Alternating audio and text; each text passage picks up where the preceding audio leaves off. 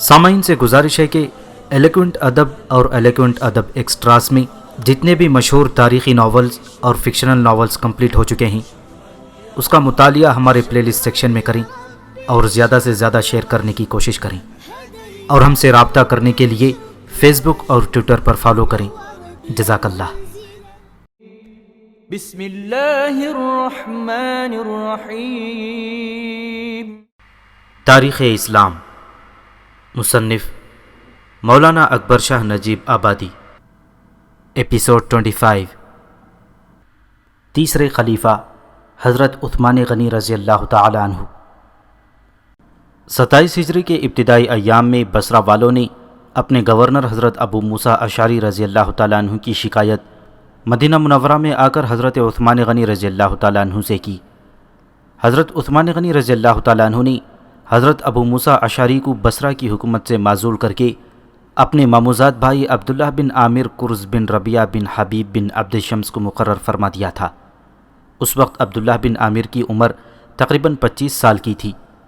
ان کو حضرت عثمان غنی نے نہ صرف ابو موسیٰ اشعری کے لشکر کی بلکہ عثمان بن العاص ثقفی والی امان و بحرین کے لشکر کی بھی سرداری سپرد کی تھی۔ عبید اللہ بن معمر خراسان کے گورنر تھے۔ ان کو وہاں سے خلیفہ وقت نے تبدیل کر کے فارس کے صوبے کی گورنری تفویض کی اور خراسان کی حکومت پر عمیر بن عثمان بن سعد کو مقرر فرما دیا۔ عمیر بن عثمان نے خراسان پہنچتے ہی نہایت مستعدی اور قوت کے ساتھ ملک کا انتظام کیا اور فرخانہ تک کے علاقے پر قبضہ کر لیا۔ 27 ہجری کے اواخر اور 28 ہجری کے شروع میں عمیر بن عثمان خراسان کی گورنری سے معزول ہوئے۔ ان کی جگہ ابن احمر مامور ہوئے اور عبد الرحمن بن عبس کرمان کی حکومت پر مقرر کیے گئے۔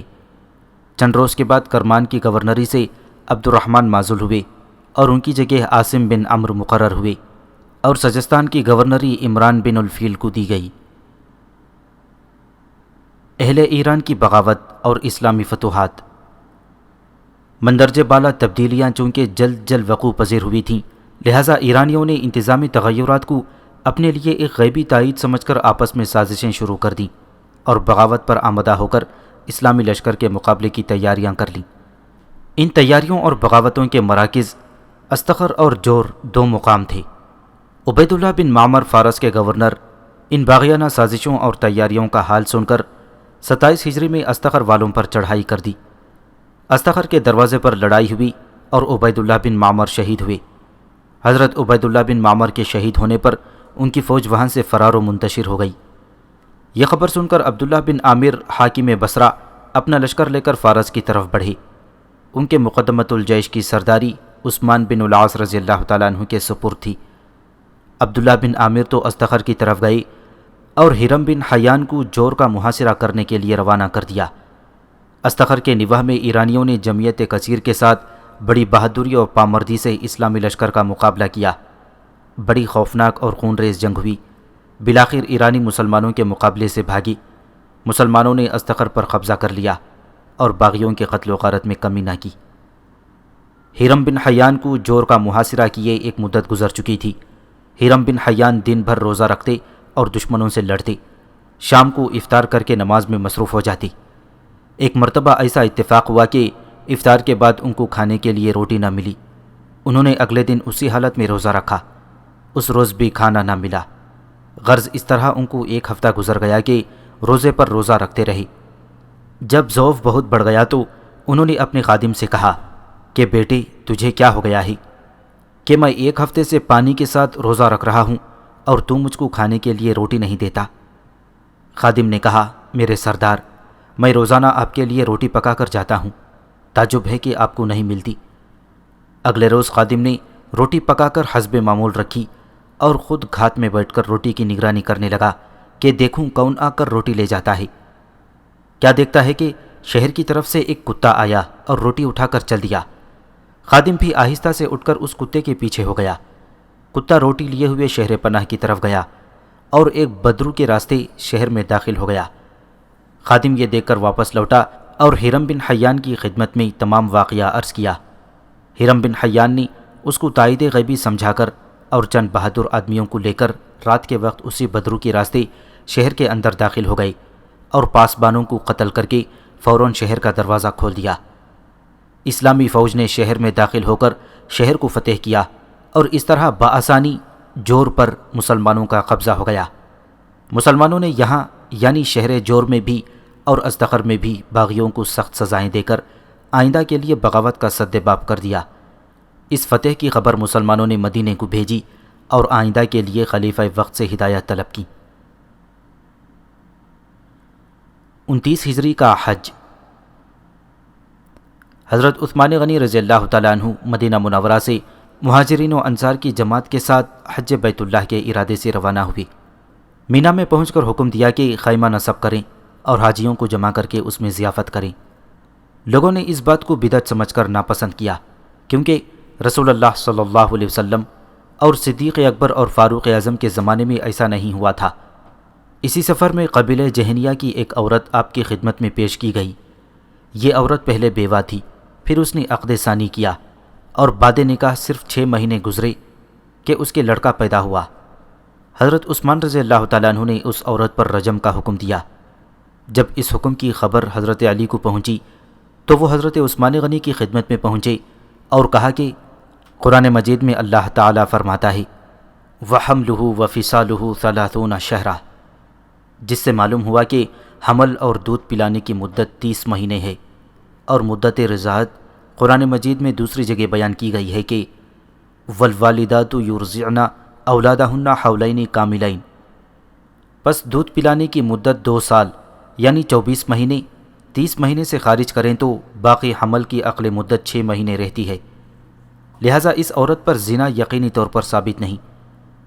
حضرت عثمان غنی رضی اللہ تعالیٰ عنہ نے حضرت علی رضی اللہ تعالیٰ عنہ کا یہ کلام سن کر فوراً آدمی دوڑا دیا کہ اس کو رجم نہ کیا جائے، لیکن اس آدمی کے پہنچنے سے پہلے اس کو رجم کیا جا چکا تھا۔ حضرت عثمان غنی کو اس کا سخت ملال و افسوس رہا۔ اسی سال حضرت عثمان غنی رضی اللہ تعالیٰ عنہ نے مسجد نبوی صلی اللہ علیہ وسلم کی توسیع کی۔ مسجد کا طول 160 گز اور عرض 150 گز رکھا اور پتھر کے ستون لگائے، در و دیواریں تمام پختہ بنوائیں۔ 30 ہجری۔ ولید بن عقبہ جیسا کہ اوپر مذکور ہو چکا ہے کوفے کی گورنری پر مامور تھے۔ ابو زبیدہ شاعر جو پہلے نصرانی تھا اور اب مسلمان ہونے کے بعد بھی شراب خوری سے باز نہ آیا تھا، ولید بن عقبہ کی صحبت میں زیادہ رہتا تھا۔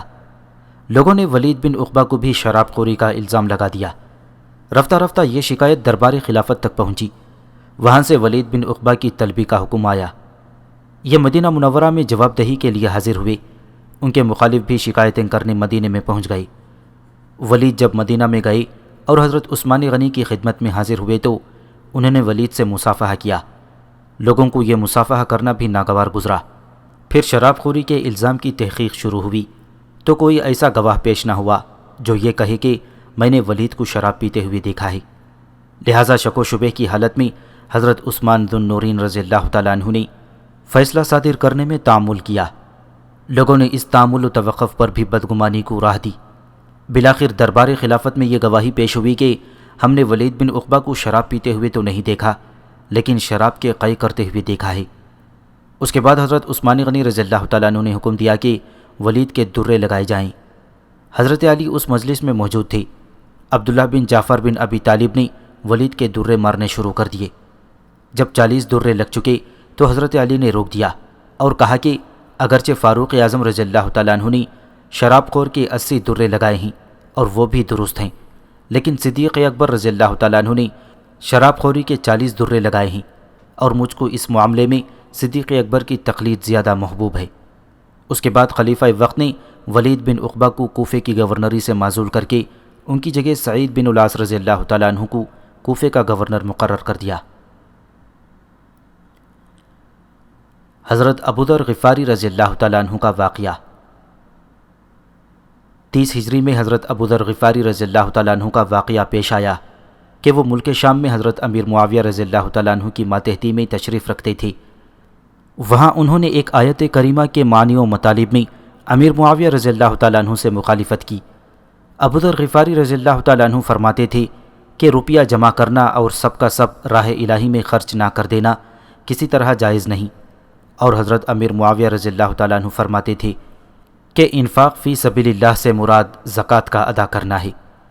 جس روپیے کی زکوٰۃ ادا کی جائے اس کا جمع ہونا گناہ نہیں ہے۔ اگر بلا شرط روپیے کا جمع کرنا گناہ ہوتا تو قرآن کریم میں ترکے کی تقسیم اور وراثت کے حصے کا ذکر نہ ہوتا۔ حضرت ابو ذر غفاری رضی اللہ تعالیٰ عنہ کے اس عقیدے کا حال وہاں کے لوگوں کو معلوم ہوا تو سب نے ان کا مذاق اڑایا اور نو عمر لوگ خاص کر زیادہ تمسخر کرنے لگے۔ حضرت ابو ذر غفاری رضی اللہ تعالیٰ عنہ کا اصرار بھی ترقی کرتا گیا، یہاں تک نوبت پہنچی کہ حضرت امیر معاویہ رضی اللہ تعالیٰ عنہ نے حضرت عثمان غنی رضی اللہ تعالیٰ عنہ کو اس کیفیت کی اطلاع دی۔ خلیفہ وقت نے حکم بھیجا کہ حضرت ابو ذر غفاری رضی اللہ تعالیٰ عنہ کو نہایت تکریم کے ساتھ مدینہ منورہ کی طرف روانہ کر دو۔ مدینہ میں آ کر حضرت ابو ذر غفاری رضی اللہ تعالیٰ عنہ نے اپنی عقیدے کا اعلان کرنا شروع کر دیا۔ چونکہ ان کے مزاج میں درستی تھی لہٰذا لوگ ان سے عموماً چشم پوشی و درگزر ہی کرتے تھے، لیکن یہاں بھی نو عمر اور خوش طبع لوگ موجود تھے، وہ کبھی نہ کبھی ان کو چھیڑ ہی دیتے تھے۔ اتفاقاً اسی عرصے میں حضرت عبد الرحمن بن عوف رضی اللہ تعالیٰ عنہ کی وفات ہوئی۔ وہ بہت مالدار شخص اور عشرہ مبشرہ میں شامل تھے۔ کسی نے حضرت ابو ذر غفاری رضی اللہ تعالیٰ عنہ سے کہا کہ عبد الرحمن بن عوف نے اس قدر دولت چھوڑی ہے، ان کی نسبت آپ کا کیا حکم ہے؟ انہوں نے بلا تعامل حضرت عبد الرحمن بن عوف رضی اللہ تعالیٰ عنہ پر بھی اپنا فتویٰ جاری کر دیا۔ اس پر حضرت کعب احبار جو حضرت فاروق اعظم رضی اللہ تعالیٰ عنہ کے عہد خلافت میں مسلمان ہوئے تھے اور بنی اسرائیل کے زبردست عالم تھے، متعرض ہوئے۔ ابو ذر رضی اللہ تعالیٰ عنہ نے یہ کہہ کر کہ اے یہودی، تجھ کو ان مسائل سے کیا واسطہ، اپنا عصا اٹھایا اور کعب احبار پر حملہ آور ہو گئی۔ کعب احبار بھاگی اور حضرت عثمان غنی کی مجلس کی طرف گئے۔ ان کے پیچھے پیچھے ابو ذر بھی اپنا عصا لیے ہوئے پہنچے۔ بڑی مشکل سے حضرت عثمان غنی رضی اللہ تعالیٰ عنہ کے غلاموں نے کعب احبار کو بچایا اور حضرت ابو ذر کو باز رکھا۔ حضرت ابو ذر کا غصہ جب فروغ ہوا تو وہ خود حضرت عثمان غنی کی خدمت میں حاضر ہوئے اور کہا کہ میرا عقیدہ یہی ہے کہ سب کا سب مال اللہ کی راہ میں خرچ کر دینا واجب ہے۔ شام کے لوگوں نے میری مخالفت کی اور مجھ کو ستانا چاہا، اب مدینہ میں بھی لوگ اسی طرح میری مخالفت کرنے لگے ہیں۔ آپ بتائیں کہ میں کیا تدبیر اختیار کروں اور کہاں چلا جاؤں؟ اس پر حضرت عثمان غنی رضی اللہ تعالیٰ عنہ نے ان کو مشورہ دیا کہ آپ مدینہ سے باہر کسی گاؤں میں سکونت اختیار فرما لیں۔ چنانچہ حضرت ابو ذر غفاری رضی اللہ تعالیٰ عنہ مدینہ سے 3 میل کے فاصلے پر ربضہ میں جا کر سکونت پذیر ہو گئے۔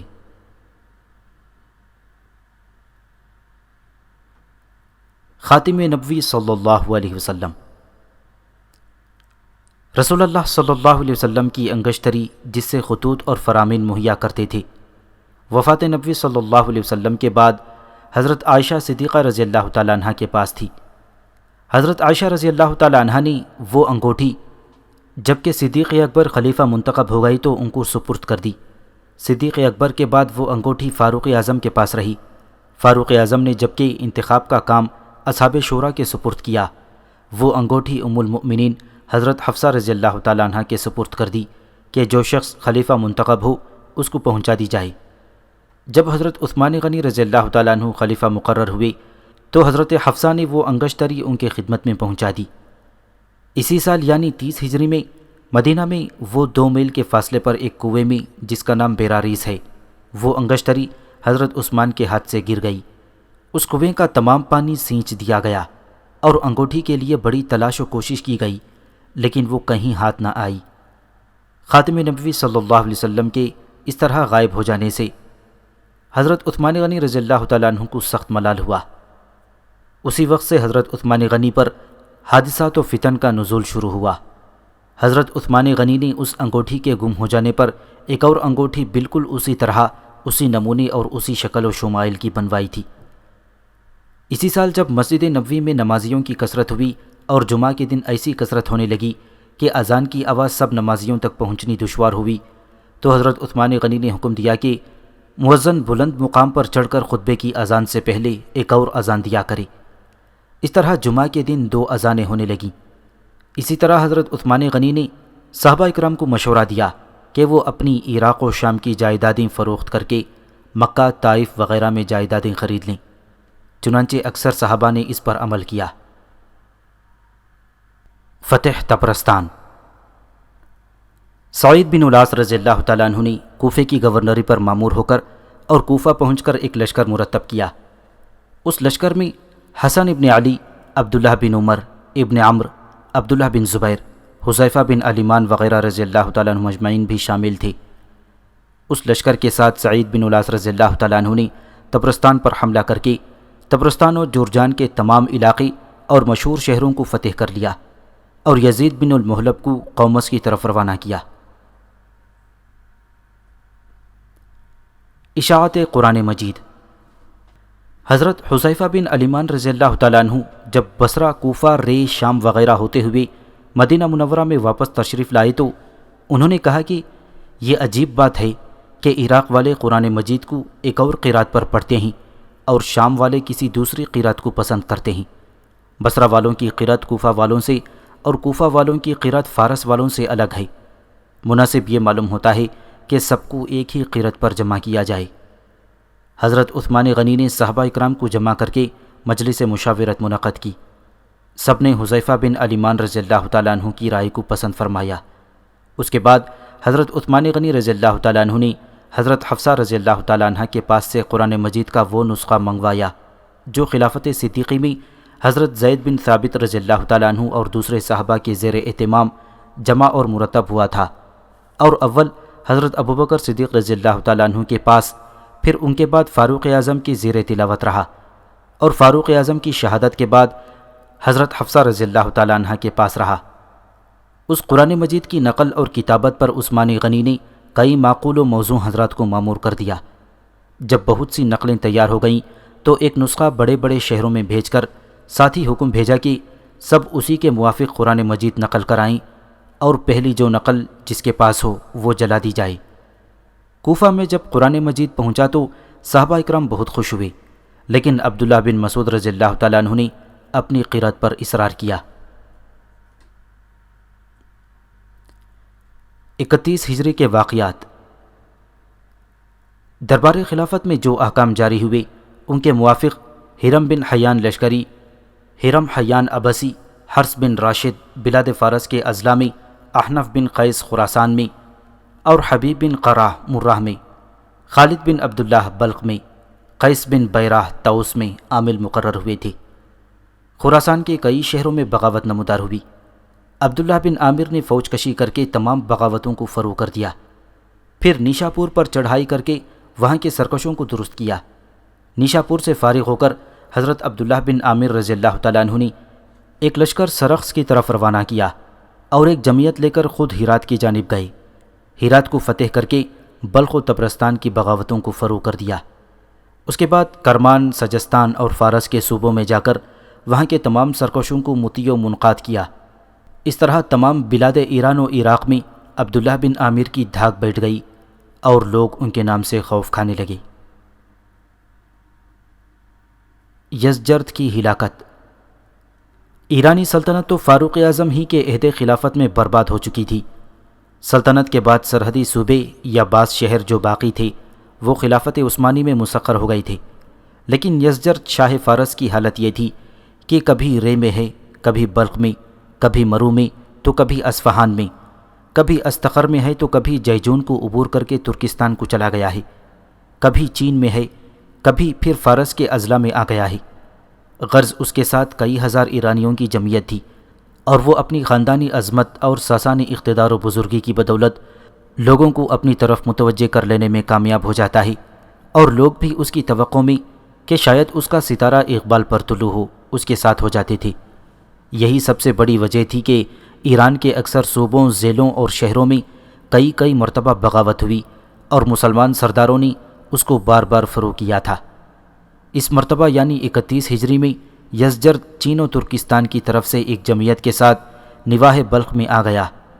یہاں اس نے بعض شہروں میں چند روز قبضہ حاصل کیا، لیکن اس کے اقبال کو نحوست نے اس کو ناکام فرار ہونے اور مسلمانوں کی قید میں پڑنے کے لیے بھاگ کر ایک پنچکی والے کی پناہ میں جانے پر مجبور کر دیا۔ پنچکی والے نے اس کی قیمتی لباس کے لالچ میں جبکہ وہ سو رہا تھا قتل کر دیا، اور لباس و زیور اور ہتھیار وغیرہ اتار کر اس کی لاش کو پانی میں ڈال دیا۔ یہ واقعہ نواح مرو میں مقام مرغاب کے متصل 23 اگست 651 عیسوی کو وقوع پذیر ہوا تھا۔ یزجرد کے 4 سال تو عیش و عشرت کی حالت میں گزری، 16 برس تباہی و آوارگی میں بسر ہوئی۔ ان 16 برس میں آخری 10 سال مفروری کے عالم میں گزرے، اس کے بعد ایرانی فتنے سب فرو ہو گئے۔ اسی سال یعنی 31 ہجری میں محمد بن ابی حذیفہ اور محمد بن ابی بکر رضی اللہ تعالیٰ عنہ نے، جو مصر میں والی مصر عبداللہ بن سعد بن ابی سراح کے پاس مقیم تھے، عبداللہ بن سعد سے مخالفت و ناخوشی کا اظہار کیا۔ عبداللہ بن سعد کے ساتھ ان دونوں بزرگوں کی ناخوشی بڑھتے بڑھتے یہاں تک پہنچی کہ انہوں نے اعلانیہ حضرت عثمان غنی پر اعتراض و طعن کرنا شروع کر دیا کہ انہوں نے عبداللہ بن سعد جیسے شخصوں کو، جن سے رسول اللہ صلی اللہ علیہ وسلم ناخوش رہے، صوبوں کا گورنر بنا رکھا ہے، اور ان کی زیادتیاں اور مظالم دیکھ کر بھی معزول نہیں کرتے۔ 32 ہجری کے واقعات۔ 31 ہجری کے ماہ ذی الحجہ میں جب عبداللہ بن عامر حج بیت اللہ کے لیے خانہ کعبہ کی طرف روانہ ہوئے تو ملک ایران کے ایک ایرانی سردار مسمی قارن نے ملک کے مختلف صوبوں سے 40,000 کا ایک لشکر جمع کر کے ایرانی صوبوں پر قبضہ کر لینے کا مناسب موقع پایا۔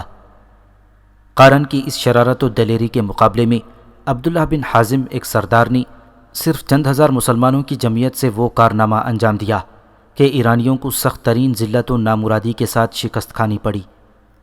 عبداللہ بن حازم اپنی 3-4 ہزار جمعیت کو لے کر ایرانیوں کے 40,000 لشکر کی طرف روانہ ہوئے۔ قریب پہنچ کر انہوں نے مجاہدین کو حکم دیا کہ اپنے اپنے نیزوں کو کپڑا لپیٹ لیں اور کپڑے تیل و چربی سے تر کر لیں۔ جب لشکر قارن کے قریب پہنچا تو شام ہو کر رات ہو چکی تھی۔ عبداللہ بن حازم نے حکم دیا کہ تمام نیزوں کے کپڑوں کو آگ لگا دیں اور دشمن پر حملہ آور ہوں۔ اس اچانک حملہ آوری اور ان شعلوں کی روشنی دیکھ کر ایرانی حواس باختہ ہو کر بھاگے اور کسی کو مقابلہ کرنے کا ہوش نہ رہا۔ مسلمانوں نے بہتوں کو قتل کیا، بہتوں کو گرفتار کیا، بہت سے اپنی جان بچا کر نکلنے میں کامیاب ہو گئے۔ عبداللہ بن عامر حج بیت اللہ سے فارغ ہو کر مدینہ منورہ حضرت عثمان رضی اللہ تعالیٰ عنہ کی خدمت میں حاضر ہوئے تھے۔ بعض روایت کے موجب حضرت عبد الرحمن بن عوف رضی اللہ تعالیٰ عنہ نے 85 برس کی عمر میں اسی سال یعنی 32 ہجری میں وفات پائی اور بہت سی دولت اور اولاد چھوڑی تھی۔ 33 ہجری کے واقعات۔ ولید بن عقبہ کی معزولی کے بعد کوفے کی گورنری پر سعید بن الاس رضی اللہ تعالیٰ عنہ مقرر ہوئے تھے، جیسا کہ اوپر ذکر ہو چکا ہے۔ سعید بن الاس رضی اللہ تعالیٰ عنہ نے کوفے میں پہنچ کر اہل کوفہ کی دل جوئی اور مدارات میں کوئی کوتاہی نہ کی تھی۔ مالک بن حارث نقعی، جو مالک بن اشتر کے نام سے مشہور ہیں، ثابت بن قیس حمدانی، اسود بن یزید، علقمہ بن قیس، جندب بن زہیر، جندب بن کعب ازدی، عروہ بن الجعد، عروہ بن الحق خزائی، صعصعہ اور زید پسران، سوجان بن المواعیدی، کمیل بن زیاد وغیرہ سب سعید بن الاس رضی اللہ تعالیٰ عنہ کی صحبت میں آ کر بیٹھتے اور بے تکلفانہ باتیں کرتے، کبھی ہنسی مذاق کی باتیں بھی ہوتیں۔ ایک روز سعید بن الاس رضی اللہ تعالیٰ عنہ گورنر کوفہ کی زبان سے نکلا کہ یہ علاقہ تو قریش کا باغ ہے۔ یہ سن کر مالک اشتر نے فوراً غصے کے لہجے میں کہا کہ جس علاقے کو اللہ تعالیٰ نے ہماری تلواروں کے زور سے فتح کیا ہے، تم اس کو اپنی قوم کا بستان خیال کرتے ہو۔ ساتھ ہی دوسرے لوگوں نے اس قسم کی باتیں شروع کر دیں۔ شور و غل بلند ہوا تو عبد الرحمن اسدی نے لوگوں کو شور و غل مچانے سے منع کیا۔ اس پر سب نے مل کر عبد الرحمن کو مارا اور اس قدر زود و کوب کیا کہ وہ بیچارے بے ہوش ہو گئے۔ اس واقعے کے بعد سعید بن الاس نے رات کی صحبت موقوف کر کے درباری مقرر کر دیے کہ لوگوں کو آنے سے باز رکھیں۔ اس رات کی روزانہ مجلس کی برخاست ہونے پر لوگوں کو بہت ملال ہوا، اور اب عام طور پر جہاں 2-4 آدمی مل کر بیٹھتے یا کھڑے ہوتے، سعید بن آس کی اور ان کے ساتھ حضرت عثمان غنی کی بھی شکایت زبان پر لاتے۔ ان شکایت کرنے والوں کے گرد اور بہت سے بازاری آدمی جمع ہو جاتے۔ رفتہ رفتہ یہ سلسلہ طویل ہوا اور فتنہ بڑھنے لگا تو سعید بن آس نے یہ تمام روداد حضرت عثمان غنی کی خدمت میں لکھ کر بھیجی۔ عثمان غنی نے جواباً سعید بن آس کو لکھا کہ ان لوگوں کو کوفے سے شام کی طرف یعنی امیر معاویہ رضی اللہ تعالیٰ عنہ کی طرف بھیج دو۔ چنانچہ سعید بن آس نے سب کو شام کی طرف روانہ کر دیا۔ حضرت امیر معاویہ نے ان کی خوب خاطر مدارت کی، ان کے ساتھ بیٹھ کر کھانا کھاتے اور ان کا روزینہ بھی مقرر کر دیا۔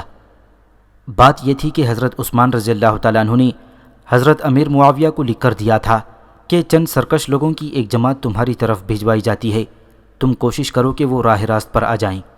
اسی لیے امیر معاویہ نے ان لوگوں کے ساتھ نہایت محبت و ہمدردی کا برتاؤ کیا۔ جس روز کے بعد انہوں نے ان لوگوں کو سمجھایا کہ قریش کی سیادت کو تسلیم کریں اور مسلمانوں کے باہمی اتفاق کو درہم برہم نہ ہونے دیں، لیکن خلیفہ ابن سوجان نے امیر معاویہ کی نہایت معقول و ہمدردانہ باتوں کا بہت ہی غیر معقول اور سراسر نادرست جواب دیا اور اپنی ضد پر اڑا رہا۔ مجبوراً امیر معاویہ نے حضرت عثمان کو لکھا کہ یہ لوگ راہ راست پر آنے والے نظر نہیں آتے۔ حضرت عثمان غنی نے ان کو لکھا کہ ان لوگوں کو حمص کی جانب عبد الرحمن بن خالد رضی اللہ تعالیٰ عنہ کے پاس بھیج دو۔ حضرت امیر معاویہ نے ان کو حمص کی جانب روانہ کر دیا۔ عبد الرحمن بن خالد والی حمص نے ان کے ساتھ ان کے حسب حال سختی اور درستی کا برتاؤ کیا، حتیٰ کہ اپنی مجلس میں بیٹھنے کی بھی اجازت نہیں دی۔ چند روز کے بعد یہ لوگ سیدھے ہو گئے اور اپنی سابقہ سرکشی کی حرکات پر اظہار افسوس کیا۔ عبد الرحمن بن خالد نے ان کی اطلاع دربار خلافت کو لکھ بھیجی۔ وہاں سے اجازت آ گئی کہ اگر یہ لوگ اب کوفہ کی طرف جانا چاہیں تو جانے دو۔ عبداللہ بن سبا المعروف ابن سودا شہر سینا کا رہنے والا ایک یہودی تھا، جو حضرت عثمان غنی کے عہد خلافت میں یہ دیکھ کر کہ مسلمانوں کو دولت خوب حاصل ہوتی ہے اور اب یہی دنیا میں سب سے بڑی فاتح قوم بن گئی ہے، مدینہ میں آیا اور بظاہر مسلمانوں میں شامل ہو گیا تھا۔ مدینہ میں اس کا آنا اور رہنا بہت ہی غیر معروف اور ناقابل التفات تھا۔ اس نے مدینے میں رہ کر مسلمانوں کی اندرونی اور داخلی کمزوریوں کو خوب جانچا اور مخالف اسلام تدابیر کو خوب سوچا۔ انہی ایام میں بصرہ کے اندر ایک شخص حکیم بن جبلہ رہتا تھا۔ اس نے یہ طرح اختیار کیا کہ اسلامی لشکر کے ساتھ کسی فوج میں شریک ہو جاتا تو موقع پا کر ذمیوں کو لوٹ لیتا، کبھی کبھی اور لوگوں کو بھی اپنا شریک بناتا اور ڈاکہ زنی اختیار کرتا۔ اس کی ڈاکہ زنی کی خبریں مدینہ میں حضرت عثمان غنی تک پہنچیں۔ انہوں نے گورنر بصرہ کو لکھا کہ حکیم بن جبلہ کو شہر بصرہ کے اندر نظر بند رکھو اور حدود شہر سے باہر ہرگز نہ نکلنے دو۔ اس حکم کی تعمیل میں وہ بصرہ کے اندر محصور و نظر بند رہنے لگا۔ عبداللہ بن سبا حکیم بن جبلہ کے حالات سن کر مدینہ سے روانہ ہوا اور بصرہ میں پہنچ کر حکیم بن عبداللہ کے مکان پر مقیم ہوا۔ یہاں اس نے حکیم بن جبلہ اور اس کے ذریعے اس کے دوستوں اور دوسرے لوگوں سے مراسم پیدا کیے، اپنے آپ کو مسلمانوں کا حامی اور خیر خواہ آل رسول ظاہر کر کے لوگوں کے دلوں میں اپنے منصوبے کے موافق فساد انگیز خیالات و عقائد پیدا کرنے لگا۔ کبھی کہتا کہ مجھ کو تعجب ہوتا ہے کہ مسلمان اس بات کے تو قائل ہیں کہ حضرت عیسیٰ علیہ السلام دوبارہ دنیا میں آئیں گے، لیکن اس بات کو نہیں مانتے کہ حضرت محمد صلی اللہ علیہ وسلم بھی دنیا میں ضرور آئیں گے۔ چنانچہ ان لوگوں کو قرآن کی غلط تفسیر سنا کر اس عقیدے پر قائم کرنا شروع کر دیا کہ رسول اللہ صلی اللہ علیہ وسلم کی مراجعت دنیا میں ضرور ہوگی۔ بہت سے احمق اس فریب میں آ گئے۔ پھر اس نے ان احمقوں کو اس عقیدے پر قائم کرنا شروع کر دیا کہ ہر پیغمبر کا ایک خلیفہ اور وصی ہوتا ہے، اور حضرت محمد صلی اللہ علیہ وسلم کے وصی حضرت علی رضی اللہ تعالیٰ عنہ ہیں۔ جس طرح رسول اللہ صلی اللہ علیہ وسلم خاتم الانبیاء ہیں، اسی طرح حضرت علی خاتم الاوصیاء ہیں۔ پھر اس نے اعلانیہ کہنا شروع کر دیا کہ لوگوں نے رسول اللہ صلی اللہ علیہ وسلم کے بعد حضرت علی کے سوا دوسروں کو خلیفہ بنا کر بڑی حق تلفی کی ہے۔ اب سب کو چاہیے کہ حضرت علی کی مدد کریں اور موجودہ خلیفہ کو قتل یا معزول کر کے حضرت علی کو خلیفہ بنا دیں۔ عبداللہ بن سبا یہ تمام منصوبے اور اپنی تحریک کی ان تمام چیزوں کو مدینہ منورہ سے سوچ سمجھ کر بصرہ آیا تھا، اور اس نے نہایت احتیاط اور قابلیت کے ساتھ بااقساط اپنی بدعقیدیوں کو شائع کرنا اور لوگوں کے سامنے بیان کرنا شروع کر دیا۔ رفتہ رفتہ اس فتنے کا حال بصرہ کے گورنر عبداللہ بن عامر کو معلوم ہوا تو انہوں نے عبداللہ بن سبا کو بلا کر پوچھا کہ تم کون ہو، کہاں سے آئے ہو اور یہاں کیوں آئے ہو؟ عبداللہ بن سبا نے کہا، مجھ کو اسلام سے دلچسپی ہے، میں اپنے یہودی مذہب کی کمزوریوں کے خلاف ہو کر اسلام کی طرف متوجہ ہوا ہوں اور یہاں آپ کی رعایا بن کر زندگی بسر کرنا چاہتا ہوں۔ عبداللہ بن عامر نے کہا کہ میں نے تمہارے حالات اور تمہاری باتوں کو تحقیق کیا ہے، مجھ کو تو یہ معلوم ہوتا ہے کہ تم کوئی فتنہ برپا کرنا اور مسلمانوں کو گمراہ کر کے یہودی ہونے کی حیثیت سے جمعیت اسلامی میں افتراق و انتشار پیدا کرنا چاہتے ہو۔ چونکہ عبداللہ بن عامر کی زبان سے پتے کی باتیں نکل گئی تھیں، لہٰذا اس کے بعد عبداللہ بن سبا نے بصرے میں اپنا قیام مناسب نہ سمجھا اور اپنے خاص الخاص رازدار اور شریک کار لوگوں کو وہاں چھوڑ کر اپنی بنائی ہوئی جماعت کے لیے مناسب تجاویز و ہدایت سمجھا کر بصرہ سے چل دیا اور دوسرے اسلامی فوجی مرکز یعنی کوفہ میں آ گیا۔ یہاں پہلے ہی ایک جماعت حضرت عثمان غنی اور ان کے عامل کی دشمن موجود تھی۔ عبداللہ بن سبا کو کوفہ میں آ کر بصرہ سے زیادہ بہتر موقع اپنی شرارتوں کو کامیاب بنانے کا ملا۔ عبداللہ بن سبا کو ایک طرف تو اسلام سے مخالفت تھی، دوسری طرف اس کو حضرت عثمان غنی سے خاص ذاتی عداوت تھی اور حضرت عثمان غنی سے کوئی انتقام یا بدلہ لینے کا خواہش مند معلوم ہوتا تھا۔ کوفہ میں آ کر بہت جلد عبداللہ بن سبا نے اپنے زہد و تقوی کا سکہ لوگوں کے دلوں پر بٹھا دیا۔ عام طور پر لوگ اس کو تعظیم و تکریم کی نگاہ سے دیکھنے اور اس کا ادب و لحاظ کرنے لگے تھے۔ جب کوفہ میں عبداللہ بن سبا کے پھیلائے ہوئے خیالات کا چرچا ہوا تو یہاں کے گورنر سعید بن الاس رضی اللہ تعالیٰ عنہ نے اسے بلا کر ڈانٹا اور وہاں کے سمجھدار اور شریف آدمیوں نے بھی اس کو مشتبہ آدمی سمجھا۔ چنانچہ عبداللہ بن سبا کوفہ سے نکل کر شام کی طرف روانہ ہوا، مگر جس طرح بصرہ میں وہ اپنی جماعت چھوڑ کر آیا تھا اسی طرح کوفہ میں بھی اس نے اپنی ایک زبردست جماعت چھوڑی، جس میں مالک اشتر وغیرہ مذکورہ بالا شخص جو اوپر ذکر ہوئے ہیں اور ان کے احباب اور اقارب زیادہ تر شامل تھے۔ کوفہ سے وہ شام یعنی دمشق میں پہنچا تو یہاں اس کی دال زیادہ نہ گلی اور جلدی اسے یہاں سے شہر بدر ہونا پڑا۔ عبداللہ بن سبا کی عداوت حضرت عثمان غنی رضی اللہ تعالیٰ عنہ اور بنو امیہ سے دم بدم ترقی کر رہی تھی اور ہر جلا وطنی اس کے لیے ایک نیا میدان اور نیا موقع کامیابی کا پیدا کر دیتی تھی۔ شام سے خارج ہو کر وہ سیدھا مصر میں پہنچا۔ وہاں کے گورنر عبداللہ بن سعد تھے۔ مصر میں عبداللہ بن سبا نے اپنے سابقہ تجربے سے اٹھا کر زیادہ احتیاط اور زیادہ گہرے پن کے ساتھ کام کرنا شروع کر دیا۔ یہاں اس نے اپنی خفیہ سوسائٹی کا مکمل نظام مرتب کیا اور محبت اہل بیت اور حمایت علی رضی اللہ تعالیٰ عنہ کے اظہار کو خاص الخاص ذریعہ کامیابی بنایا۔ مصر کے گورنر عبداللہ بن سعد کی نسبت بھی مصریوں کو اور وہاں کے مقیم عربوں کو شکایات تھیں۔ عبداللہ بن سعد کو افریقہ بربر نیز قیصر قسطنطنیہ کے معاملات کی وجہ سے داخلی باتوں کی طرف زیادہ توجہ رہنے کی فرصت بھی نہ ملی تھی۔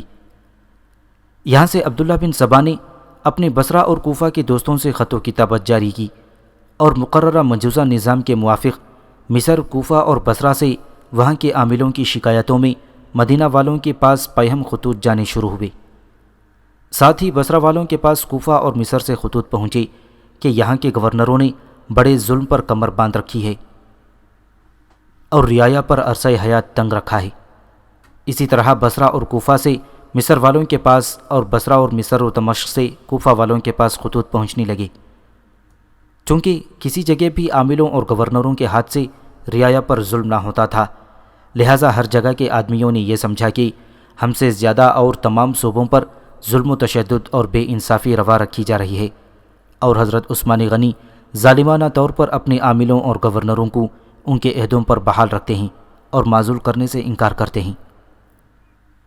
اب چونکہ ہر ایک صوبے اور ہر ایک علاقے سے مدینہ منورہ میں بھی برابر خطوط پہنچ رہے تھے، لہٰذا حضرت عثمان غنی نے عمار بن یاسر رضی اللہ تعالیٰ عنہ کو مصر کی جانب اور محمد بن مسلمہ کو کوفے کی جانب روانہ کیا کہ وہاں کے حالات دیکھ کر آئیں اور صحیح اطلاع دربار خلافت میں پہنچائیں۔ عمار بن یاسر جب مصر میں پہنچے تو وہاں کے ان لوگوں نے جو عبداللہ بن سعد مصر کے گورنر سے ناخوش تھے اور ان لوگوں نے جو عبداللہ بن سبا کی جماعت سے تعلق رکھتے تھے، عمار بن یاسر کو اپنا ہم نوا اور ہم خیال بنا لیا اور ان کو مدینہ منورہ میں واپس جانے سے یہ کہہ کر روک لیا کہ حضرت عثمان دیدہ و دانستہ ظلم و ستم کو روا رکھتے ہیں، ان کی امداد و مصاحبت سے پرہیز کرنا مناسب ہے۔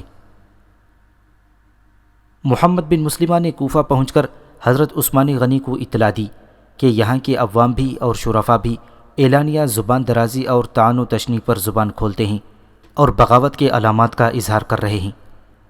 انہی ایام میں اشعث بن قیس، سعید بن قیس، صائب بن اقرع، مالک بن حبیب، حبیب بن سلامت، جریر بن عبداللہ، سلیمان بن ربی وغیرہ حضرات جو صاحب اثر اور عزم و ہمت کے وارث اور خلافت اسلامیہ کے حامی تھے، کوفہ سے دوسرے مقامات کی طرف روانہ ہو چکے تھے۔ سعید بن عاص رضی اللہ تعالیٰ عنہ نے ہر طرف شورش اور لوگوں کی زبانوں پر اعلانیہ شکایات کو دیکھ کر قعقاع بن عمرو رضی اللہ تعالیٰ عنہ کو اپنا قائم مقام بنایا اور کوفہ سے مدینے کا عزم کیا کہ خلیفہ وقت کو جا کر خود زبانی تمام حالات سنائیں اور اندیشہ و خطرے کی پوری کیفیت سمجھائیں۔ سعید بن عاص رضی اللہ تعالیٰ عنہ کے روانہ ہونے کے بعد کوفہ کے لوگوں نے مالک اشتر وغیرہ کو، جو حمص میں مقیم تھے، لکھا کہ آج کل کوفہ بالکل خالی ہے، جس طرح ممکن ہو اپنے آپ کو کوفہ میں پہنچا دیں۔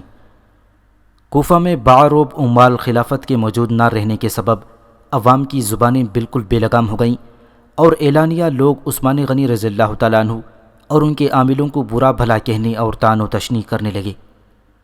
اس ہنگامے نے یہاں تک ترقی کی کہ یزید بن قیس کوفہ والوں کی ایک جمعیت ہمراہ لے کر اس ارادے سے نکلا کہ مدینہ میں پہنچ کر حضرت عثمان غنی رضی اللہ تعالیٰ عنہ کو خلا خلافت پر مجبور کرے۔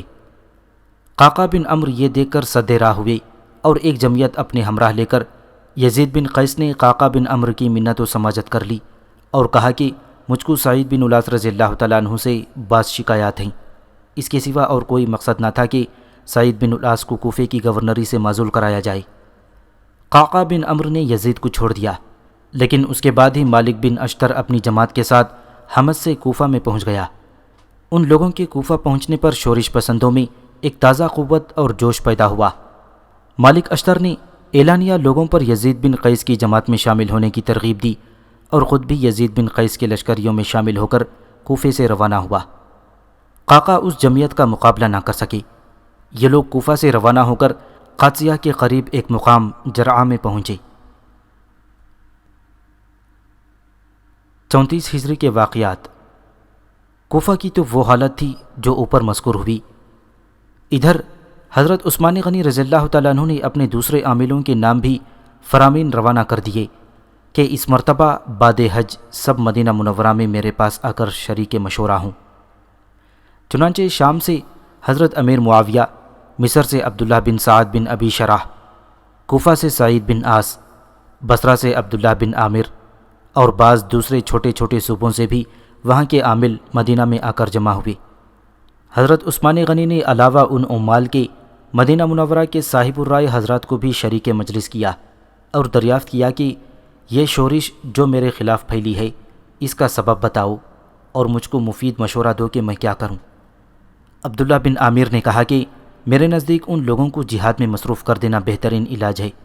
خالی بیٹھے ہوئے اس قسم کے فساد اور فتنے سوچتے ہیں۔ جب جہاد میں مصروف ہو جائیں گے تو یہ شورشیں خود بخود فنا ہو جائیں گی۔ سعید بن عاص نے کہا، ان شریر لوگوں کے سرداروں یعنی شرارت کے اماموں کی بات بات پر معقول گرفت کی جائے اور ان کو منتشر کر دیا جائے۔ اس کا نتیجہ یہ ہوگا کہ ان کے پیرو لوگ خود بخود منتشر ہو جائیں گے۔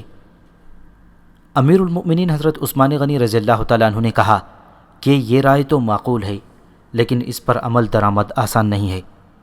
حضرت امیر معاویہ نے کہا کہ ہم لوگ جو صوبوں کے گورنر ہیں اپنے اپنی صوبوں کو سنبھالیں اور ان مفسدوں سے ہر ایک صوبے کو بالکل پاک کر دیں۔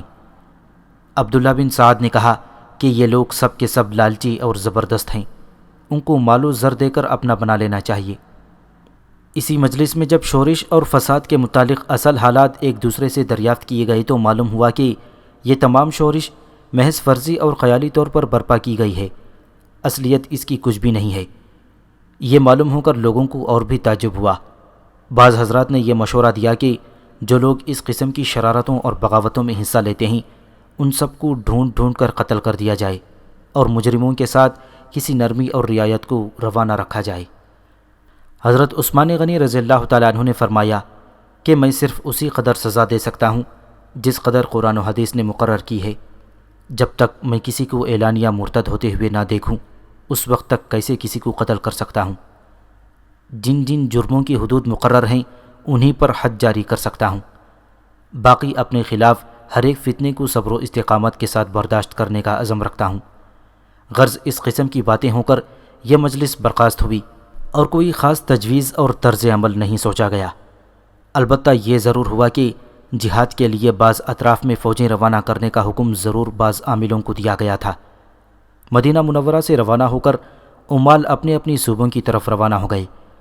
جب سعید بن عاص رضی اللہ تعالیٰ عنہ اپنے صوبے کی طرف روانہ ہوئے تو مقام جرعہ میں پہنچ کر انہوں نے دیکھا کہ کوفہ والوں کا ایک بڑا لشکر یزید بن قیس کی ماتحتی میں موجود ہے۔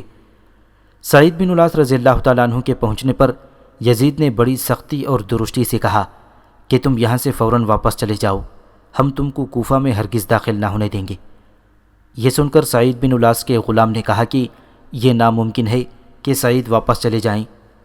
یہ سن کر مالک اشتر نے فوراً آگے بڑھ کر سعید کے غلام کا پاؤں پکڑا اور اونٹ سے نیچے کھینچ کر قتل کر دیا، اور سعید بن الاس رضی اللہ تعالیٰ عنہ سے کہا کہ جاؤ عثمان رضی اللہ تعالیٰ عنہ سے کہہ دو کہ ابو موسیٰ اشعری رضی اللہ تعالیٰ عنہ کو بھیج دے۔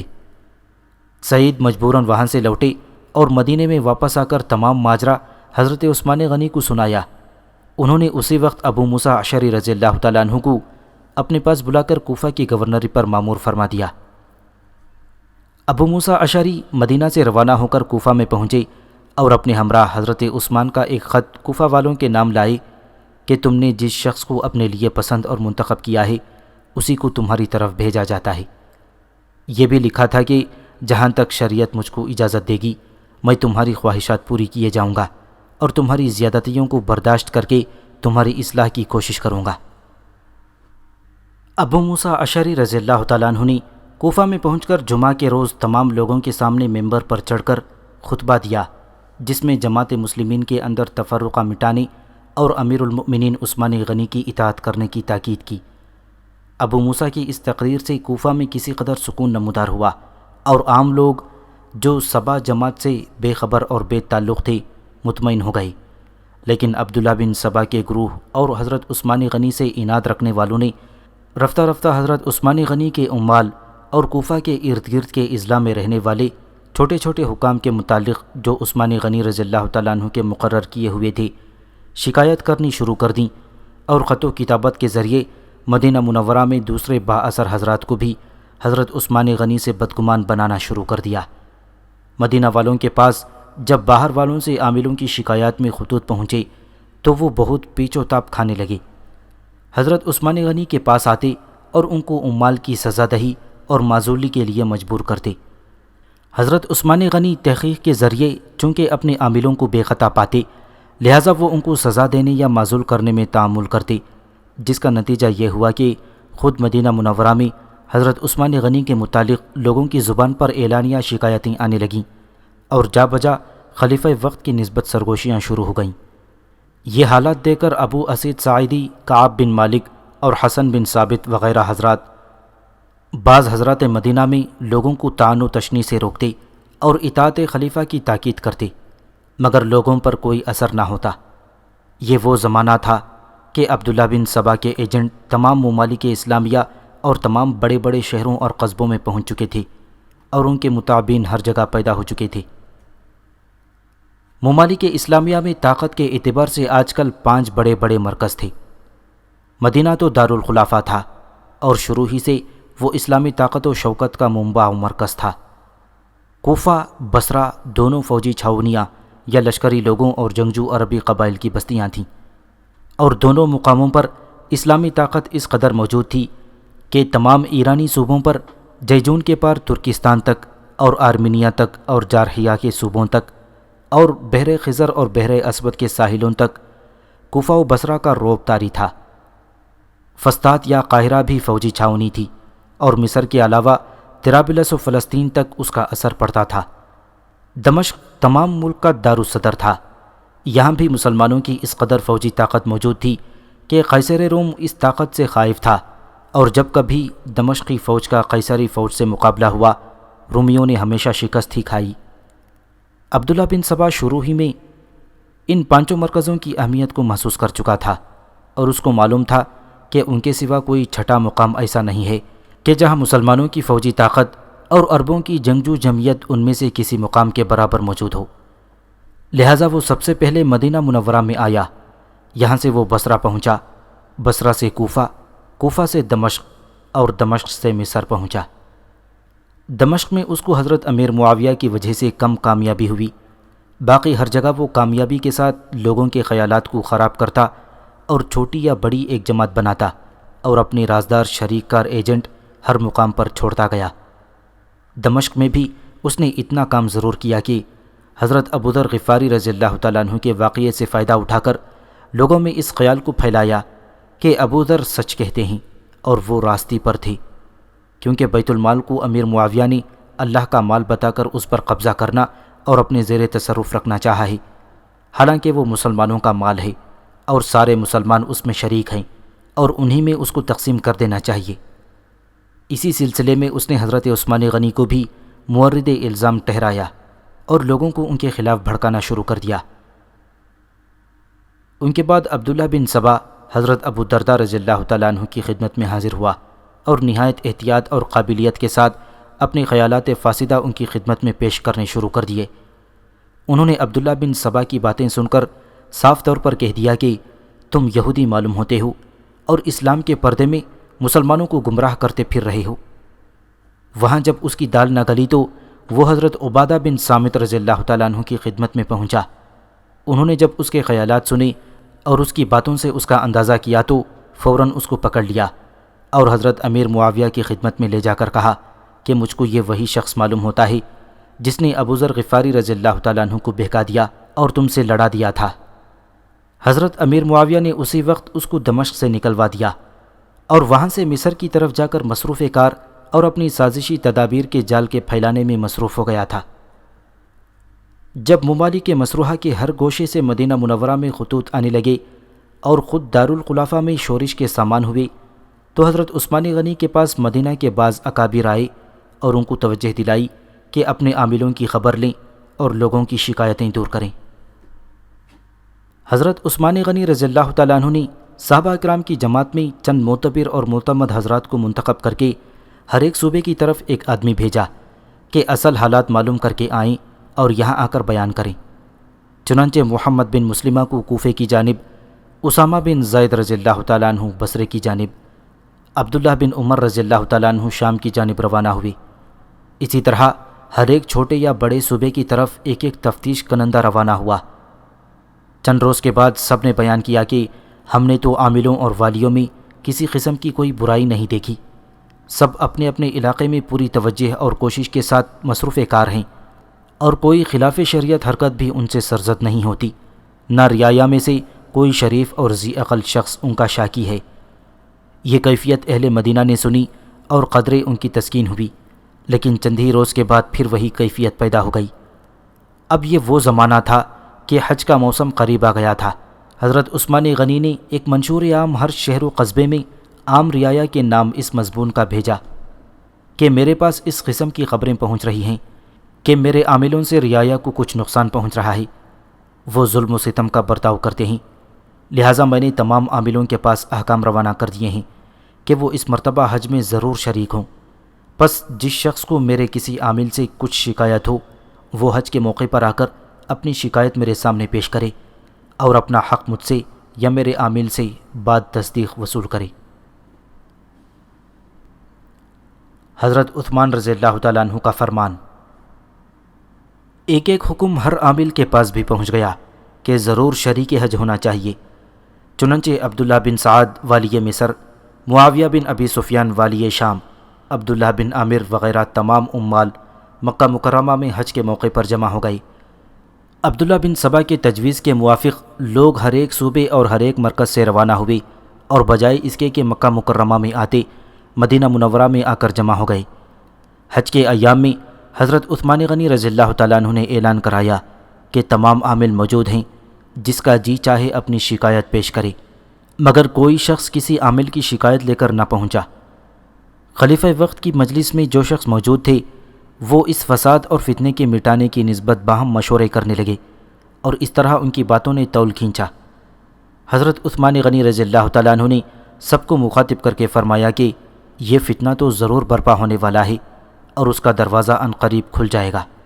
میں یہ نہیں چاہتا کہ فتنے کے اس دروازے کو کھولنے کا انتظام مجھ پر عائد ہو۔ اللہ تعالیٰ خوب آگاہ ہے کہ میں نے لوگوں کے ساتھ سوائے بہتری اور بھلائی کے اور کچھ نہیں کیا۔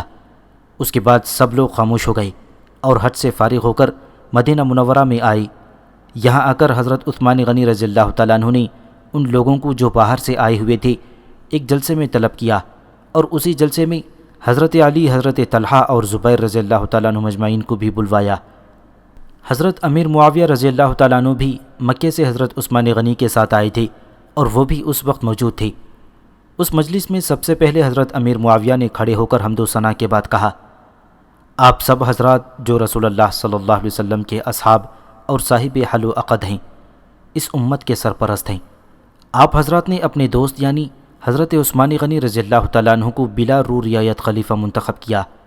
اب وہ بوڑھے ہو گئے ہیں، ان کی نسبت قسم قسم کی باتیں لوگوں کی زبان پر جاری ہیں۔ آپ لوگوں نے اس معاملے میں اگر کوئی فیصلہ کیا ہے تو اس کو ظاہر کیجیے، میں جواب دینے کے لیے تیار ہوں۔ ہاں، یہ بھی بتا دینا ضروری سمجھتا ہوں کہ اگر کسی کو خلافت و امارت کی طمع ہو، یاد رکھو کہ تم سب لوگ سوائے پیٹ پھیر کر بھاگنے کے اور کچھ حاصل نہ کر سکو گے۔ اس تقریر کے آخری فقرے کو سن کر حضرت علی رضی اللہ تعالیٰ عنہ نے حضرت امیر معاویہ کو جھڑک دیا۔ وہ بیٹھ گئے اور حضرت عثمان غنی کھڑے ہو گئے۔ انہوں نے فرمایا، اس میں شک نہیں کہ حضرت ابوبکر صدیق اور حضرت عمر فاروق نے خلیفہ ہو کر احتیاط اور احتساب کی وجہ سے اپنے عزیز و اقارب کی مطلق بات نہ پوچھی۔ چنانچہ رسول اللہ صلی اللہ علیہ وسلم اپنے رشتہ داروں کا لحاظ فرماتے اور ان کو مدد دیتے۔ میرے عزیز و اقارب غریب لوگ ہیں، میں ان کے ساتھ بہتر سلوک کرتا ہوں۔ اگر تم اس کو ناجائز ثابت کر دو تو میں اس طرز عمل سے دستبردار ہونے کو تیار ہوں۔ اعتراض۔ حضرت عثمان غنی رضی اللہ تعالیٰ عنہ نے یہیں تک فرمایا تھا کہ ایک شخص نے اٹھ کر اعتراض کیا کہ آپ اپنے رشتہ داروں کو ناجائز طور پر مال دیتے ہیں۔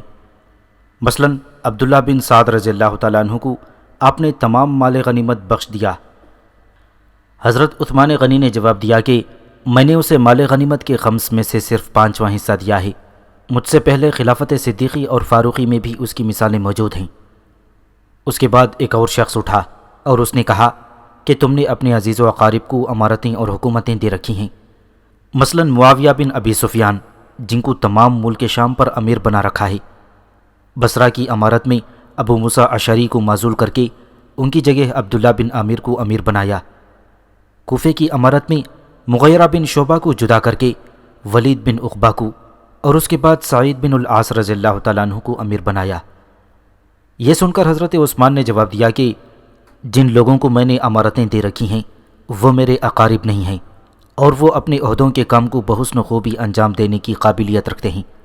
اگر وہ آپ لوگوں کی رائے میں امارت کے قابل نہیں ہیں اور مجھ پر ان کی بے جا رعایت کا الزام عائد ہوتا ہے تو میں ان لوگوں کی جگہ دوسروں کو مقرر کرنے کے لیے تیار ہوں۔ چنانچہ میں نے سعید بن العاص کو ان کی امارت سے جدا کر کے ابو موسیٰ اشعری کو کوفہ کا گورنر بنا دیا ہے۔ اس کے بعد ایک اور شخص نے کہا کہ تم نے بلا استحقاق اور ناقابل رشتہ داروں کو امارتیں دی ہیں جو ان امارتوں کے اہل نہ تھے۔ مثلا عبداللہ بن عامر ایک نوجوان شخص ہیں، ان کو والی نہیں بنانا چاہیے تھا۔ حضرت عثمان رضی اللہ تعالیٰ عنہ نے جواب دیا کہ عبداللہ بن عامر عقل و فراست، دینداری و قابلیت میں خاص طور پر ممتاز ہیں، محض نوجوان ہونا کوئی عیب کی بات نہیں ہے۔ رسول اللہ صلی اللہ علیہ وسلم نے اسامہ بن زید رضی اللہ تعالیٰ عنہ کو صرف 17 سال کی عمر میں کیوں امیر بنایا تھا؟ اس کے بعد ایک اور شخص اٹھا اور اس نے کہا کہ آپ کو اپنے کنبے والوں سے محبت ہے، آپ ان کو بڑے بڑے عطیات دیتے ہیں۔ حضرت عثمان نے جواب دیا کہ اہل خاندان سے محبت کا ہونا کوئی گناہ نہیں ہے، میں ان کو اگر عطیات دیتا ہوں تو بیت المال سے نہیں بلکہ اپنے ذاتی مال سے دیتا ہوں۔ بیت المال سے تو میں نے اپنے خرچ کے لیے بھی ایک کوڑی نہیں لی، اپنے رشتہ داروں کے لیے بلا استحقاق کیسے لے سکتا ہوں؟ اپنے ذاتی مال کا مجھ کو اختیار ہے، جس کو چاہوں دوں۔ اس کے بعد ایک اور شخص اٹھا اور اس نے کہا کہ تم نے چراگاہ کو اپنے لیے مخصوص کر لیا ہے۔ حضرت عثمان رضی اللہ تعالیٰ عنہ نے جواب دیا کہ میں جب خلیفہ ہوا تھا تو مدینے میں مجھ سے زیادہ نہ اونٹ کسی کے تھے نہ بکریاں، لیکن آج کل میرے پاس صرف 2 اونٹ ہیں جو صرف حج کی سواری کے لیے رکھے ہیں، میں ان کو چرائی پر بھی نہیں بھیجتا۔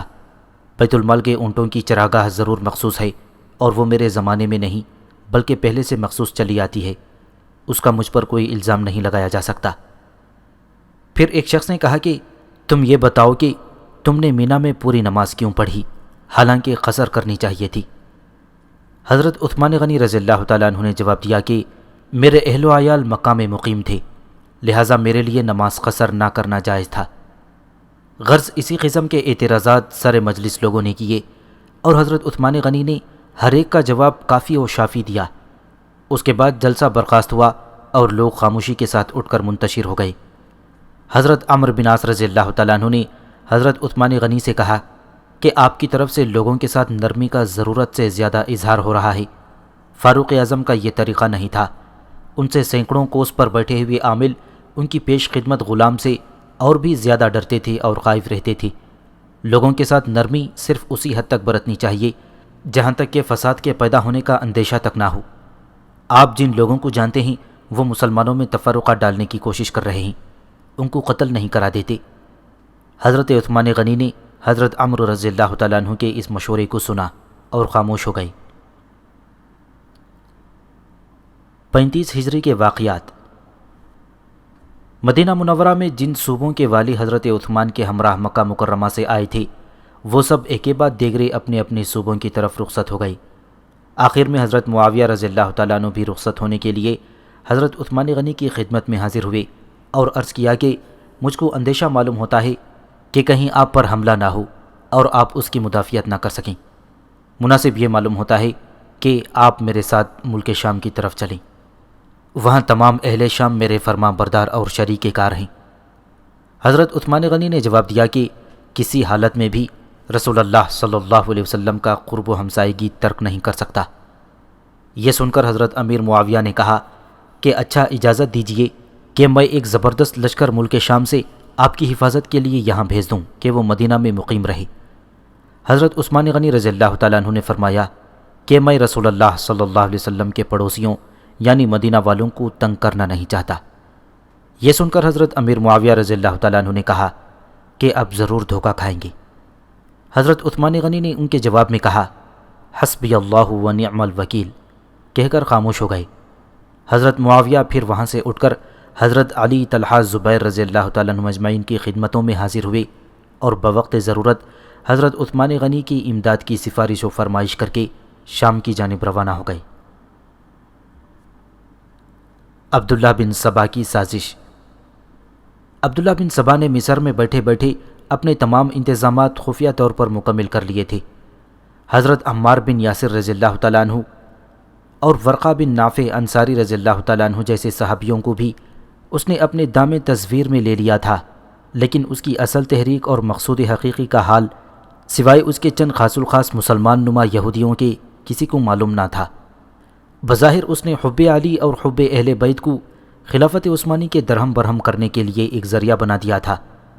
مذکورہ بالا فوجی مقاموں سے بہت سے سادہ لوح عرب اس کے فریب میں آ چکے تھے، چنانچہ عبداللہ بن سبا کی تحریک و اشارے کے موافق ہر ایک مقام پر مہم عثمان کے لیے تیاریاں کیں۔ ہر مقام اور ہر گروہ کے آدمی اس بات پر متفق تھے کہ حضرت عثمان کو معزول یا قتل کر دیا جائے، لیکن اس کے بعد خلیفہ کس کو بنایا جائے اس میں اختلاف تھا۔ کوئی حضرت علی کا نام لیتا تھا، کوئی زبیر بن عوام کو بہتر سمجھتا تھا اور کوئی حضرت طلحہ کو خلافت کے لیے سب سے موزون سمجھتا۔ چونکہ عبداللہ بن سبا کو اسلام سے کوئی ہمدردی تو تھی ہی نہیں، اس کا مقصد صرف عثمان غنی کی مخالفت تھی، لہٰذا اس نے حضرت علی کی حمایت و محبت کے بہانے کو اس موقع پر زیادہ استعمال کرنا ترک کر دیا اور لوگوں کو آئندہ خلافت کے انتخاب میں مختلف الخیال دیکھ کر ان کے حال پر چھوڑ دیا۔ فتنہ پرواز قافلوں کی روانگی۔ سب سے پہلے 1000 آدمی کا ایک قافلہ مشہور کر کے کہ ہم حج کرنے جاتے ہیں مصر سے روانہ ہوا۔ اس قافلے میں عبد الرحمن بن عدیس، کنانہ بن بشر یمنی، سودان بن عمران وغیرہ شامل تھے۔ اس قافلے کا سردار غافقی بن حرب مکی تھا۔ تجویز کی گئی تھی کہ مصر سے 1000 آدمی سب کے سب ایک ہی مرتبہ ایک ساتھ روانہ نہ ہوں، بلکہ مختلف اوقات میں ایک کے بعد دیگرے 4 چھوٹے چھوٹے قافلوں کی شکل میں روانہ ہوں اور آگے کئی منزل کے بعد مل کر سب ایک قافلہ بن جائیں۔ چنانچہ ایسا ہی ہوا۔ 1000 کا قافلہ مقام کوفہ سے مالک اشتر کی سرداری میں اسی اہتمام کے ساتھ یعنی 4 حصوں میں منقسم ہو کر روانہ ہوا۔ اس قافلے میں زید بن صفوان عبدی، زیاد بن نظر حارسی، عبداللہ بن اماسم عامری بھی شامل تھے۔ اسی طرح 1000 کا قافلہ ہرقوس بن زہیر سعدی کی سرداری میں بصرہ سے روانہ ہوا، جس میں حکیم بن جبلہ عبدی، بشر بن شریح قیسی وغیرہ شامل تھے۔ یہ تمام قافلے ماہ شوال 35 ہجری میں اپنے اپنے شہروں سے روانہ ہوئے اور سب نے یہ مشورہ کیا کہ ہم حج ادا کرنے جاتے ہیں۔ ان سب نے آپس میں پہلے ہی سے تجویز پختہ کر لی تھی کہ اس مرتبہ امیر المؤمنین عثمان بن عفان رضی اللہ تعالیٰ عنہ کو ضرور معزول یا قتل کریں گے۔ اپنے اپنے مقاموں سے ٹکڑے ٹکڑے ہو کر روانہ ہوئے، پھر سب یکجا ہو گئے۔ اس کے بعد چند منزلیں طے کر کے تینوں صوبوں کے قافلے مل کر ایک ہو گئے اور سب کے سب مل کر مدینہ منورہ کی طرف روانہ ہوئے۔ جب مدینہ منورہ 3 منزل کے فاصلے پر رہ گیا تو وہ لوگ جو طلحہ رضی اللہ تعالیٰ عنہ کو خلیفہ بنانا چاہتے تھے آگے بڑھ کر ذو خشب میں ٹھہر گئے۔ جو لوگ زبیر بن عوام کو خلیفہ بنانا چاہتے تھے مقام اعوس میں آ کر مقیم ہو گئے۔ جو لوگ حضرت علی کو خلیفہ بنانا چاہتے تھے وہ ذو المروہ میں مقیم ہو گئے۔ طلحہ کے حامیوں میں زیادہ تعداد بصرہ کے لوگوں کی، زبیر بن عوام کی طرفداروں میں زیادہ تعداد کوفے کے لوگوں کی تھی۔ جو لوگ حضرت علی کو خلیفہ بنانا چاہتے تھے ان میں زیادہ تر مصر کے لوگ شامل تھے۔ زیادہ بن منظر اور عبداللہ بن اسم نے ان تمام بلوائیوں سے کہا کہ تم یہیں ٹھہرے رہو، جلدی نہ کرو، ہم پہلے مدینہ میں داخل ہو کر اہل مدینہ کی حالت معلوم کر آئیں، کیونکہ ہم کو معلوم ہوا ہے کہ مدینہ والوں نے بھی جنگی تیاری کی ہے۔ اگر یہ خبر صحیح ہے تو پھر ہم سے کچھ نہ ہو سکے گا۔ تمام بلوائی یہ سن کر خاموش ہو گئے اور یہ دونوں مدینہ میں داخل ہوئے۔ مدینہ میں پہنچ کر یہ دونوں حضرت علی، طلحہ اور زبیر اور امہات المؤمنین رضی اللہ تعالیٰ عنہم اجمعین سے ملے اور ان سے اپنے آنے کا مقصد بیان کیا۔ ان سبھوں نے ان کو ملامت کی اور واپس جانے کا حکم دیا۔ اس جگہ یہ بات خصوصیت سے قابل ذکر ہے کہ عبداللہ بن سبا کے آدمی جو مدینہ منورہ میں موجود تھے انہوں نے حضرت علی، طلحہ، زبیر اور امہات المؤمنین کے نام سے بہت سے خطوط لکھ کر کوفہ، بصرہ اور مصر کے ان تمام لوگوں کے نام روانہ کیے جو ان بزرگوں کے نام سے عقیدت رکھتے تھے اور عبداللہ بن سبا کے دام تصویر میں پورے اور یقینی طور سے نہیں پھنسے تھے۔ ان خطوط میں لکھا گیا تھا کہ حضرت عثمان اب اس قابل نہیں رہے کہ ان کو تخت خلافت پر متمکن رہنے دیا جائے۔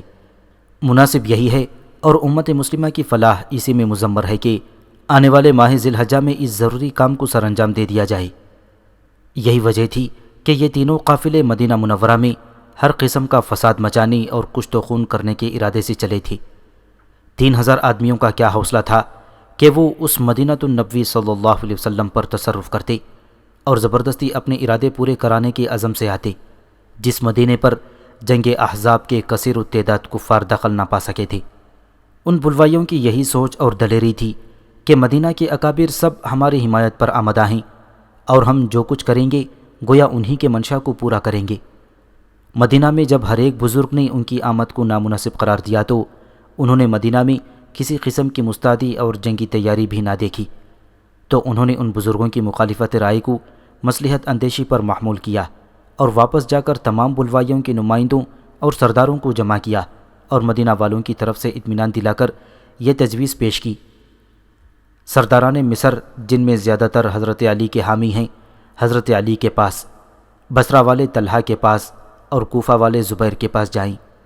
چنانچہ یہ لوگ مدینہ میں داخل ہو کر تینوں حضرات کی خدمت میں الگ الگ حاضر ہوئے اور کہا کہ ہم حضرت عثمان کی خلافت کو کسی طرح پسند نہیں کرتے، آپ ہم سے بیعت خلافت لے لیں۔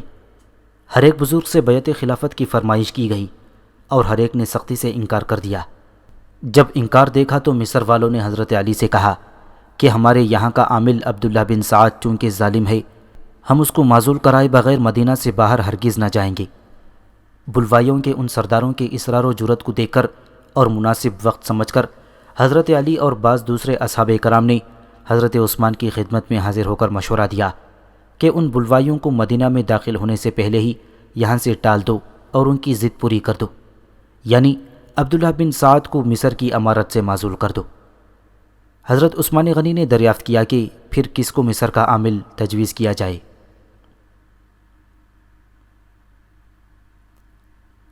حضرت علی رضی اللہ تعالیٰ عنہ نے اپنے پروردہ کی سفارش کی۔ حضرت علی رضی اللہ تعالیٰ عنہ نے اور دوسرے صحابہ نے محمد بن ابی بکر کا نام لیا۔ وہ پہلے ہی سے حضرت علی کے حامی اور عبداللہ بن سبا کے فریب میں آئے ہوئے تھے۔ حضرت عثمان غنی نے محمد بن ابی بکر کو مصر کی امارت کا فرمان لکھ کر دے دیا اور حضرت علی نے بلوائیوں کے سرداروں کو رخصت کیا اور کہا کہ جاؤ، اب تمہاری ضد پوری ہوگی۔ حضرت طلحہ اور زبیر رضی اللہ تعالیٰ عنہ مجمعین نے بھی بہت کچھ سمجھا بجھا کر لوگوں کو رخصت کر دیا۔ تیسرے یا چوتھے روز کیا دیکھتے ہیں کہ باغیوں کی ساری جماعت تکبیر کے نعرے بلند کرتی ہوئی مدینہ میں داخل ہوئی اور حضرت عثمان کے گھر کا محاصرہ کر لیا۔ حضرت علی نے کہا کہ تم لوگ یہاں سے چلے گئے تھے، پھر کیسے واپس آ گئے؟ انہوں نے کہا کہ خلیفہ نے اپنے غلام کے ہاتھ عبداللہ بن سعد کے پاس مصر کی جانب ایک خط روانہ کیا تھا کہ ہم جب واپس پہنچیں تو ہم کو قتل کر دیں۔ ہم نے وہ خط پکڑ لیا ہے، اس کو لے کر آئے ہیں۔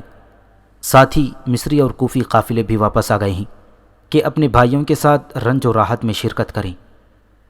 حضرت علی نے فرمایا کہ واللہ یہ تم لوگوں کی سازش ہے اور تمہاری نیک نیتی نہیں ہے۔ ان لوگوں نے کہا خیر جو کچھ بھی ہوا اس خلیفہ کو قتل کرنا ضروری ہے، آپ اس کام میں ہماری مدد کریں۔ حضرت علی نے برہم ہو کر فرمایا کہ میں بھلا تمہاری مدد کیسے کر سکتا ہوں؟ یہ سن کر ان لوگوں نے کہا کہ پھر آپ نے ہم کو کیوں لکھا تھا؟ حضرت علی نے فرمایا کہ میں نے تم کو کبھی کچھ نہیں لکھا۔ یہ سن کر وہ آپس میں حیرت سے ایک دوسرے کی طرف دیکھنے لگے۔ حضرت علی اس کے بعد مدینہ سے باہر مقام احجار الزیت میں تشریف لے گئے اور بلوائیوں نے حضرت عثمان غنی رضی اللہ تعالیٰ عنہ کو تنگ کرنا شروع کر دیا۔ اب تک بلوائی لوگ حضرت عثمان غنی کے پیچھے نماز پڑھتے تھے، اب انہوں نے ان کے پیچھے نمازیں پڑھنی چھوڑ دیں اور دوسرے لوگوں کو بھی زبردستی حضرت عثمان کے پیچھے نماز پڑھنے سے روکنا شروع کر دیا۔ حضرت عثمان غنی نے یہ رنگ اور مدینے کی گلیوں کو بلوائیوں سے پر دیکھ کر مختلف ممالک کے والیوں کو خطوط لکھے اور امداد طلب کی، یا یہ خبریں خود بخود ہی ان ممالک میں پہنچ گئیں۔ چنانچہ مصر، شام، کوفہ، بصرہ سے نیک دل لوگوں اور صحابہ اکرام نے مدینہ کی طرف لوگوں کو روانہ ہونے اور خلیفہ وقت کی مدد کرنے کی ترغیب دی۔ حضرت معاویہ رضی اللہ تعالیٰ عنہ نے حبیب بن مسلمہ فہری کو اور عبداللہ بن سعد نے معاویہ بن خدیج کو روانہ کیا۔ کوفہ سے قعقاع بن عمرو ایک جماعت کے ساتھ روانہ ہوئی، اسی طرح بصرہ سے بھی ایک جماعت روانہ ہوئی۔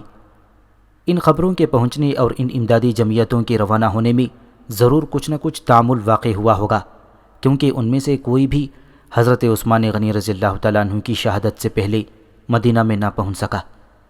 سب نے راستے ہی میں واقعہ شہادت کا حال سنا اور راستے ہی سے اپنے اپنے صوبوں کی طرف واپس روانہ ہو گئے۔ 30 دن تک حالت محاصرہ میں حضرت عثمان غنی رضی اللہ تعالیٰ عنہ نمازوں کے لیے مسجد میں آتے رہے۔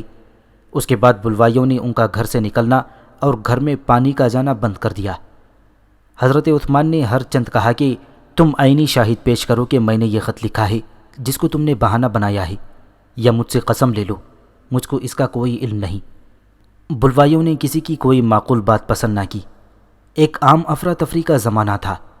حضرت عثمان غنی رضی اللہ تعالیٰ عنہ پر بلوائیوں نے پانی کا جانا بند کر دیا تو ان کو بڑی تکلیف ہوئی۔ پھر ایک ہمسائے کے ذریعے پوشیدہ طور پر پانی گھر میں پہنچتا رہا۔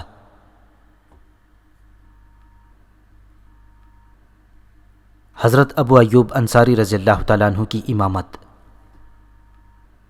حضرت عثمان غنی رضی اللہ تعالیٰ عنہ جب خود مسجد میں نہ آ سکے تو انہوں نے نمازوں کی امامت کے لیے ابو ایوب انصاری رضی اللہ تعالیٰ عنہ کو مقرر فرما دیا، لیکن چند روز کے بعد بلوائیوں کے سردار غافقی بن حرب مکی نے خود نمازوں کی امامت شروع کر دی۔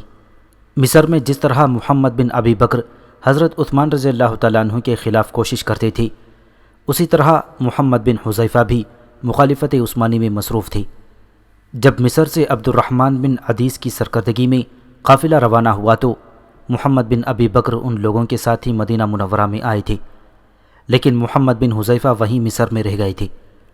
حضرت عثمان غنی کے محاصرے کی خبر جب مصر میں پہنچی تو عبداللہ بن سعد وہاں سے خود ایک جمعیت لے کر مدینہ کی طرف روانہ ہوئے۔ جب مقام رملہ پہنچے تو ان کے پاس خبر پہنچی کہ محمد بن حذیفہ نے مصر پر قبضہ کر لیا ہے۔ یہ سن کر وہ واپس آ گئے۔ فلسطین میں ہی تھے کہ حضرت عثمان کی شہادت کی خبر پہنچ گئی۔ محاصرے کی خبر 40 روز تک نہیں پہنچی تھی۔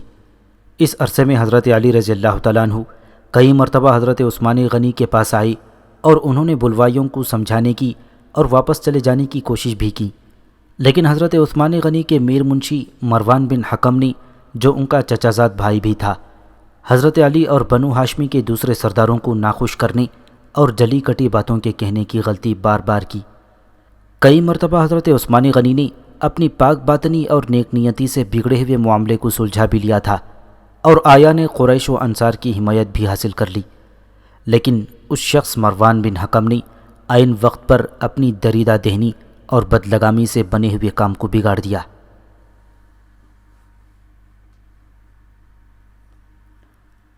مروان بن حکم کی سازشیں۔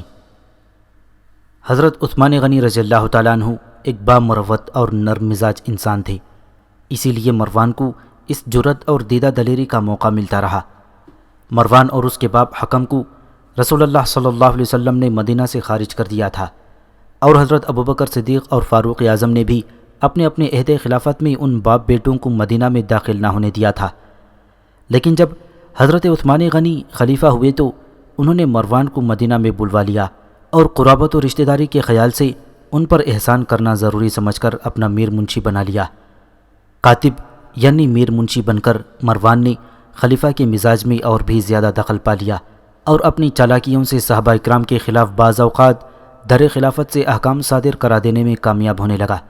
یہی وجہ تھی کہ باشندگان مدینہ مروان بن حکم سے ناراض تھے، اور ان ایام محاصرہ اور 40 روز بدامنی کے دوران میں اہل مدینہ نے باغیوں اور بلوائیوں کے ساتھ مل کر کئی مرتبہ مروان کے مطالبے کی آواز بلند کرائی، اور اگر حضرت عثمان غنی رضی اللہ تعالیٰ عنہ مروان کو بلوائیوں کے سپرد کر دیتے تو یقیناً یہ فتنہ بھی فرو ہو جاتا، کیونکہ کم از کم مدینہ میں تو کوئی شخص حضرت عثمان کا مخالف باقی نہ رہتا۔ مدینہ کے ہر شخص کو اگر عثمان رضی اللہ تعالیٰ عنہ نے مروان کے سپرد کر دینے میں اس لیے انکار کیا کہ ان کو یقین تھا کہ یہ لوگ مروان کو فوراً قتل کر دیں گے، لہٰذا انہوں نے پسند نہ کیا کہ مروان کے قتل کا موجب بنے۔ جب بلوائیوں نے زیادہ شورش برپا کی اور یہ معلوم ہوا کہ اب یہ لوگ حضرت عثمان غنی کے مکان کا دروازہ گرا کر اندر داخل ہونا اور ان کو قتل کرنا چاہتے ہیں، تو حضرت علی نے اپنے صاحبزادوں حضرت حسن اور حسین رضی اللہ تعالیٰ عنہ اجمعین کو بھیجا کہ حضرت عثمان غنی کے دروازے پر مسلح موجود ہوں اور بلوائیوں کو مکان کے اندر داخل ہونے سے روکیں۔ اسی طرح حضرت طلحہ اور زبیر بن عوام رضی اللہ تعالیٰ عنہ اجمعین نے بھی اپنے اپنے صاحبزادوں کو حضرت عثمان کے دروازے پر بھیج دیا۔ ان صاحبزادوں نے دروازے پر پہنچ کر بلوائیوں کو روکا، اور ان کو اس لیے مجبوراً روکنا پڑا تھا کہ اگر ان میں سے کسی کو کوئی صدمہ پہنچ جاتا تو تمام بنی ہاشم کے مخالف اور درپے مقابلہ ہونے کا اندیشہ تھا۔ ادھر بلوائیوں کو اس بات کا اندیشہ تھا کہ حضرت عثمان کے عاملوں نے محاصرے کی خبر سن کر ضرور مدینہ کی طرف فوجیں روانہ کی ہوں گی۔